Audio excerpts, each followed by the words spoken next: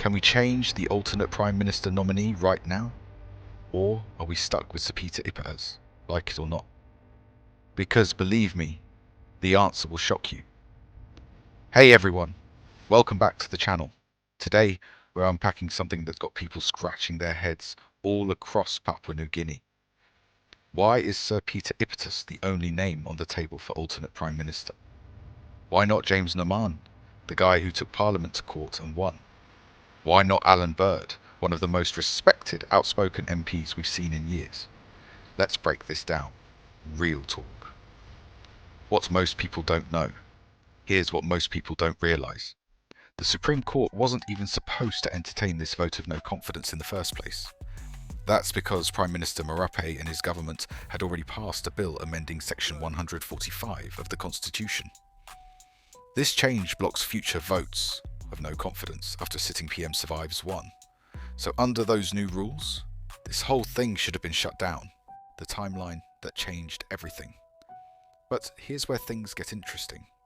The opposition, led by James Nomane, filed the original second motion for a vote of no confidence on November 27, 2024, before Marape and his MPs passed the amendment, and in that motion they nominated Sir Peter Ipatas as alternate Prime Minister. Timing is everything, because the Supreme Court looked at that date and said, this motion was filed under the old law, so it stands, it is valid. So even though Speaker Job Pomat rejected the Vonk attempt last year, many believed that was just a delay tactic, buying time for the government to pass the new law and shut the door. But because that original motion, with Ipatas' name on it and no other names, Ipatas' name only, was filed before the law changed, the courts had to allow it. Can we change the nominee now? Now here's the big question. Can we swap Ipatas for someone else, say Bird or Nomane? And the answer is no, because changing the nominee now would mean filing a new Vonki motion, and that new motion would fall under the amended Section 145, which blocks it. So even if we wanted someone else, legally it's too late. The door closed when that motion was filed on November 27th. So why Ipatas? Now a lot of people are asking, why Ipatas, of all people? He's been one of Marape's own allies for years. Well, it's strategy.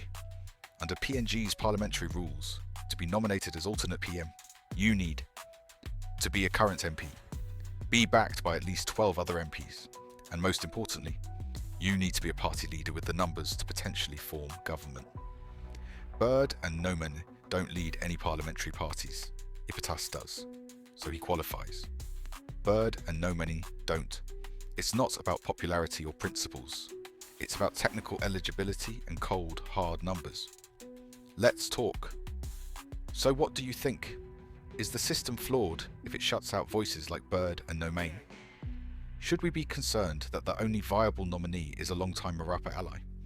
And are we watching another Rainbow Piter style move, where someone jumps ship to the opposition, only to walk back after the vote?